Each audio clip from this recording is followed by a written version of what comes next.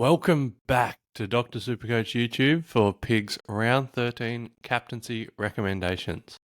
We're now halfway through the season, so take a moment to pat yourself on the back for getting this far. The AFL season is a marathon, and the Supercoach season even more so. So let's buckle down and charge through the final half of the season.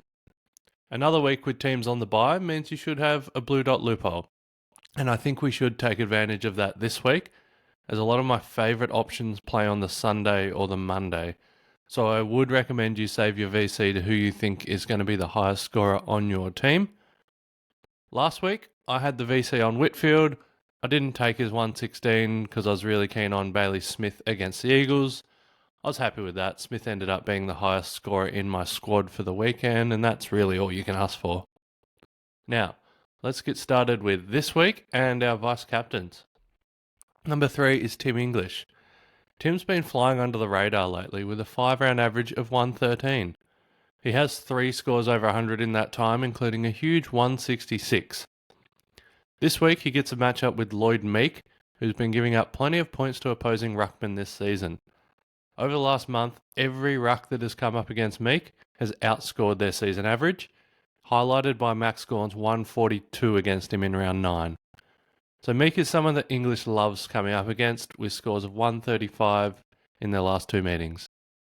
Meek is a big strong boy, but English is so mobile around the ground that he's often able to get off his opponents and rack up disposals around the ground. English isn't only a highly owned player, but if you are choosing to trade him in coming off his bye, chucking the VC on him on a Thursday night is a real option. Number 2 is Chad Warner. Chad was a popular trade-in a month ago, and since then he's been a classic Chad Warner up and down ride. Last week was the worst of the lot, with a 58 against the Crows in a hard matchup. The good news is that he has a great matchup with Richmond this week. They're the second easiest matchup for inside midfielders this season.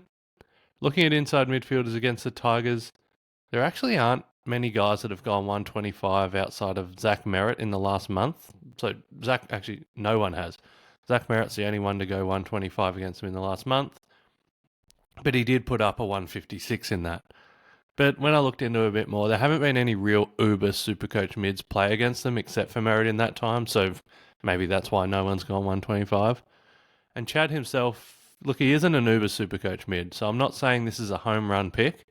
We know how volatile his scoring can be, but we also know that he has a 140 plus ceiling, and against such an easy opponent, this is a pretty risk-free VC punt chasing a spike. I wouldn't go anywhere near this with a captain, but as a VC, you could do a lot worse. My number 1 VC is Marcus Bontempelli.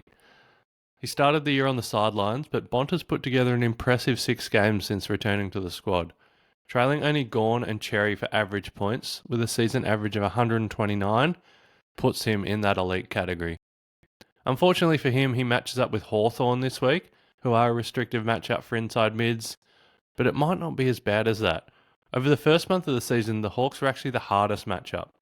But over the last 5 weeks, they're trending towards becoming a slightly positive matchup.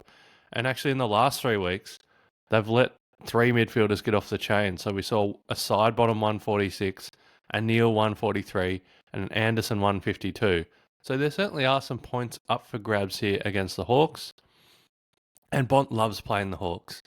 Scores of 142, 115 and 122 against them in their last 3 regular season games. Plus, I do remember the 135 he put on them in their pre-season game in Launceston last year. Their pre-season game this year doesn't really count. He got injured in the first quarter. But if you want to have a VC playing in the first game of the round, why not use it on the best midfielder in the game? Now, pod time. The pod captaincies are going well. We've got a 3-round average of 132 from my pod captain, so let's see if we can keep that going. Over the last 3 years, Grundy has probably been my Pod C recommendation more than anyone else. Noah Anderson's probably the only one that comes to mind that I use a lot as well, but Grundy just gets it done in favourable matchups, and he's never really highly owned.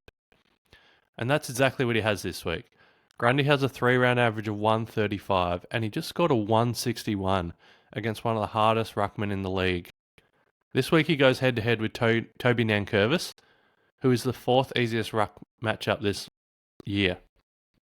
Interestingly, does, like when you look at the stats, he appears as more restrictive over the last month. But in that time period, he's faced Briggs, Goldstein, and Flynn. So those guys aren't big scorers. So I think that's just dragging the average down.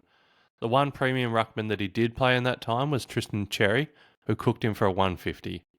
So I don't really buy the data that Nank is looking a little bit restrictive over the last month. I think that's just a measure of who he's played. We know from a larger sample size that Nank gives up huge points. And an informed Brady Grundy will be the next in line to take advantage. Now, captains, number 6, Zack Butters. Zack is averaging 118 across the season, but his round 10 game against Geelong was a real stinker. That's actually dragging his average down a lot. Apart from that outlier, every score has been over 100, with 2 160s in there. This week he has a date with GWS, who we know have historically been a very restrictive matchup for inside mids, but that has changed recently. Over the last 5 games, they're actually the 6th easiest matchup. They've given up scores of 122 to Chera, 150 to Shea Bolton, 154 to Bailey Smith, 134 to Max Holmes, 140 to Chad Warner. So there's some big scores there. Most of those players are real outside runners, but we know Zack is more than just an inside bull. He can spread with the best of them. Now there is a risk here that Toby Bedford may go and tag Zack Butters like he did last year. So I've got this in the captain option, but in hindsight, I probably should have this in the VC option. So if you've got Zack Butters, I'd probably be more leaning towards VCing him than captaining him, just because of that tag risk. But if he doesn't get tagged, this could be a really, really safe 125 plus, no problem at all. I'm not expecting it to be a big 150 like Shea or Baz did on GWS, but a 125, if he doesn't get tagged, no worries. So there you go. Number 5, Tom De Koning. TDK started the season so well, and he's dropped off since then, and he's missed some time with injury. But this week, he's back and coming off a rest from his bye. He plays on the Sunday night against Essendon and ageing veteran Todd Goldstein. Goldmember's still a force in the hit-out battle, but he hasn't really been able to restrict his opponents around the ground. He's given up scores of 122 to English, 121 to Grundy, 146 to Cherry, and 125 to Cameron. Not only that, but Essendon are a slightly positive matchup to inside midfielders, and TDK plays like a fourth midfielder, getting his big scores from contested possessions and clearances, and that, combined with his ability to rack up 20 plus disposals a game, and I don't think Goldstein will really be able to keep up with him around the ground. I think that should give him a great springboard to put up a captaincy-worthy score against the gold member. Now, number 4, Nick Dacos. Nick's had 2 big weeks of accumulating possessions, with a 38 and a 32 disposal game in the last fortnight. Unfortunately, he hasn't really translated those into big Supercoach scores, but the role and the game plan is still there. It's only a matter of time until he puts it together and pops another 150, and it could be as soon as this week. A game against Melbourne for the King's birthday match. Last time he played against the Demons, he scored a monster 186. It does need to be noted that that game was the last round of 2024 when Melbourne were a rabble, they were just dragging themselves to the finish line. They were falling apart. I do want to flag that in this corresponding game of 2024, this King's birthday game, he was tagged by Alex Neil-Bullen to a lowly 64, but Neil-Bullen doesn't play for the Demons anymore. And we do need to note that Melbourne are a positive matchup for inside midfielders, so there's some things going for Nick here. Not only that, but there's a medal on the line in this game, and we know Nick is always hungry for a medal, and he loves getting Brownlow votes in big games, and this is one where he'll be looking to show his dominance. I'm quite comfortable to use this as my fallback captain option to allow myself to have a crack at a Sunday VC. Here we go. I've just given you 3 players that I think are really safe captaincy fallback options, but now it's time to get serious. These next 3 players could be a level above, and I think you should heavily consider them in your plans. Bailey Smith is averaging over 120 across the season, including 2 150s in the last month. Now he faces the Gold Coast, who are top 5 in the league for easiest matchups for inside midfielders. And over the last 7 weeks, they've allowed at least one midfielder from each opponent to go 120 plus. For 7 weeks, they're allowing 120s. And there was also a bunch of 130s they've allowed in there from guys like Steele, Libba, Ashcroft, Taranto. Baslenka's a different beast to those guys. and he's in incredible form. He could put up a ceiling on those scores, given the points the Suns are giving up to midfielders. On top of that, this game is played at GMHBA, in which Smith already has scores of 147, 108, 154, and 118 at this season. So that's right, Baz is averaging 132 at home this year. My recommendation to you would be to save your VC for Bailey Smith this week, with only one exception, which I will reveal soon. Maxi Gorn, number 2.